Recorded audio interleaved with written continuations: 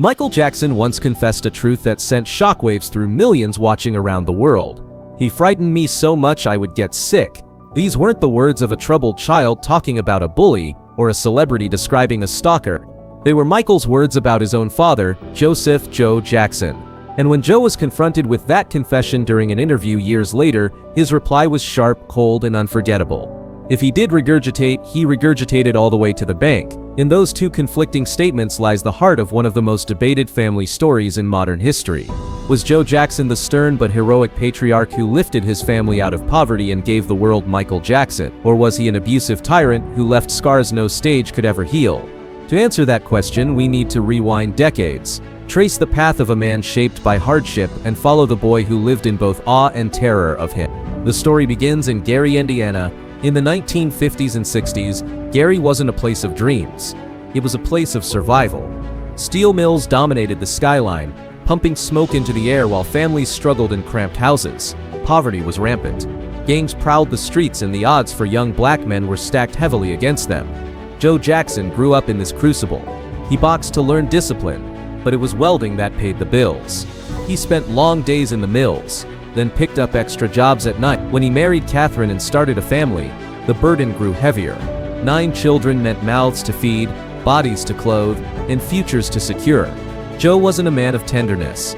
He believed love was shown in survival. To him, being a father wasn't about hugs and words of encouragement. It was about working 2 jobs, keeping kids off the streets, and making sure they never fell into the traps he saw all around him. But Gary wasn't just a city of steel. It was also a city of rhythm. Music pulsed through churches, street corners, and home. And for Joe, music was more than an escape. It was a way out. Joe had once dreamed of being a musician himself. He played guitar in a small band, but life's demands pulled him away.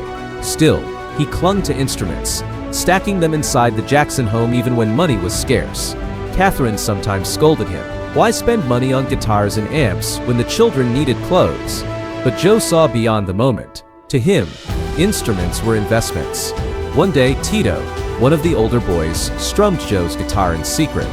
Instead of punishing him, Joe listened and heard something that gave him pause: talent. Soon, the boys began harmonizing together, banging on bongos, experimenting with sound. And always nearby was Michael, the youngest, restless, unable to keep still. Catherine saw it first. "Let him try," she urged Joe. And when Michael finally sang, he lit up the room. His voice carried emotion far beyond his age. His movements echoed the showman he'd studied, like James Brown. Joe's eyes narrowed. He saw something extraordinary. His youngest son wasn't just talented, he was magnetic. And in that moment, Joe decided Michael would lead. But leadership in Joe's mind wasn't natural. It had to be trained, drilled, and demanded. The Jackson home transformed into a rehearsal hall. Joe became the coach. The children became the players. And the game was survival. Rehearsals stretched for hours. Every note had to be in tune. Every dance step precise. Every harmony drilled until flawless. Mistakes weren't tolerated. Joe compared it to sports no team succeeds without training. In his mind, the Jacksons weren't just children. They were a team destined to win. But while the public saw dazzling performances, what the children felt was pressure. Michael later recalled that when Joe entered the room, fear followed. Even the sound of his footsteps filled him with dread. This dynamic produced extraordinary results.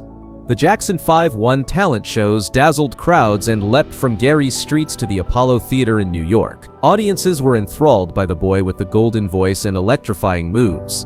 But behind the curtain, Michael's stomach churned, and that stomach would reveal the deepest wound of all.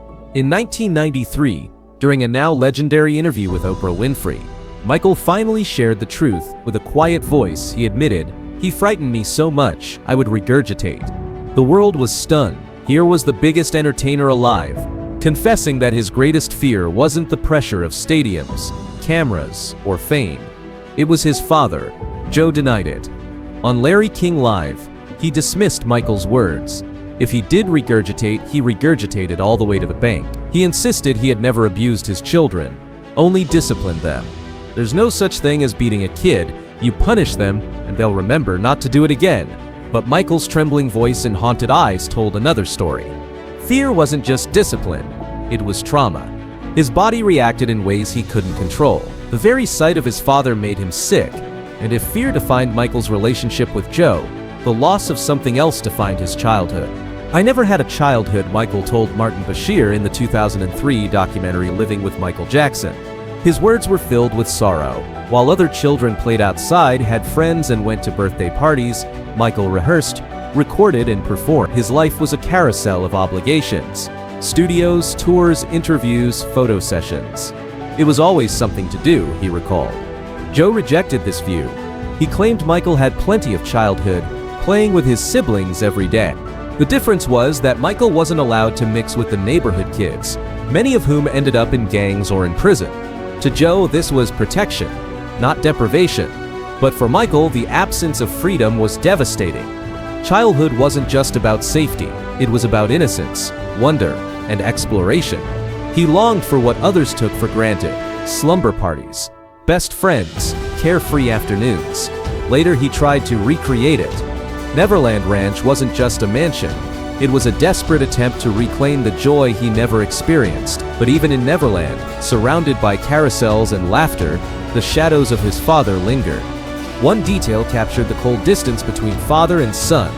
Michael didn't call Joe Dad, he called him Joseph. It wasn't rebellion, it was a rule. Joe insisted he be addressed by his name. Michael admitted in interviews that he longed to call him Daddy. He wanted that warmth, but it wasn't allowed. That gap never closed. In fact, it grew with time. Michael summarized it in one heartbreaking statement: "I love my father, but I don't know him." That single line revealed the paradox of their relationship. Love was there, but intimacy was not, and that absence would echo through Michael's adult life, shaping the way he related to fame, fans, and even his own children. Joe Jackson never wavered in his defense. He claimed his strictness saved his children. They didn't fall into drugs or crime, they became stars. He worked 2 jobs, bought instruments, and rehearsed them into success. "I'm glad I was tough," he said. "Look what I came out with, kids that everybody loved all over the world." From Joe's perspective, the ends justified the means. Without him, there would be no Jackson 5, no Michael Jackson, no cultural revolution. But Michael's stars told another story. And that clash, discipline versus trauma, protection versus deprivation, became the defining tension of their lives. Fans and media split into camps. Some defended Joe, arguing that without his discipline, the Jacksons might have remained trapped in Gary, Indiana. Others saw him as a cautionary tale, proof that success isn't worth the price of a child's innocence. Even within the family, perspectives varied. Jermaine often credited Joe for their rise. LaToya described him as controlling. Janet acknowledged his toughness, but admitted it came at a cost.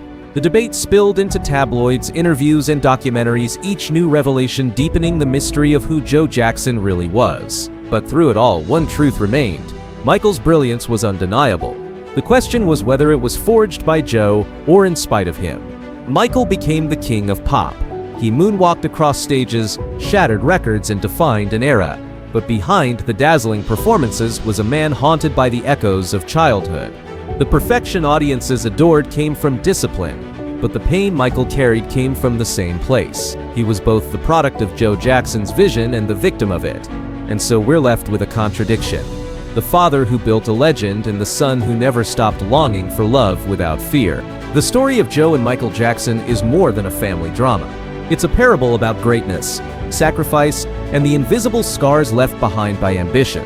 Joe believed he gave his children everything: food, safety, success. Michael believed he lost something priceless: freedom, innocence, and the simple joy of being a child. In the end, both men were right, and both men were wrong. Michael Jackson moonwalked into history, but the shadow of Joe's stern gaze followed him everywhere. And so the haunting question remains: was Joe Jackson the architect of a legend or the architect of a tragedy?